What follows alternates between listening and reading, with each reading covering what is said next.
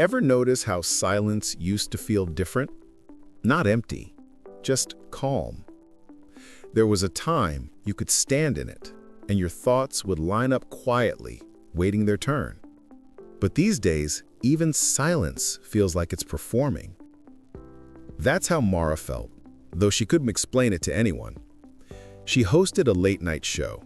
Not the kind that screamed for attention, just an hour where people called in, talked about nothing, everything, and sometimes cried between songs. It wasn't famous, it wasn't loud, but it felt real. Every night, she'd close the show whispering, "Good night," whoever needed to hear that. And then she'd sit for a while in the dark, letting the silence breathe again. Then, one evening, something shifted. Someone posted a clip. Her words, the quiet ones, went viral. Thousands tuned in the next night, tens of thousands the week after. And suddenly, her silence had an audience. "Mara, people love when you pause before the last word. Can you keep that? It's your signature now," said the producer. She laughed awkwardly. "It's not a signature, I just think." But she did it anyway. And every pause after that wasn't the thought anymore. It was a performance. The calls grew shorter, the silences tighter. The stillness that once drew people in had been filled by what they wanted. And the strange thing was, no one noticed. They still called it beautiful. They still said she had a gift.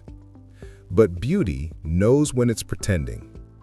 And that night, as she watched the red on-air light blink, she realized she couldn't hear herself anymore.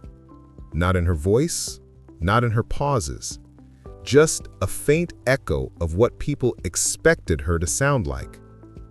The city around her was loud, buses, laughter, neon.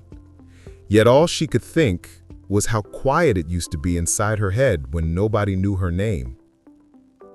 She missed that version of her, the one who spoke softly into the dark, not knowing if anyone was listening. The next night, she went on air. No intro music, no edits, just her voice.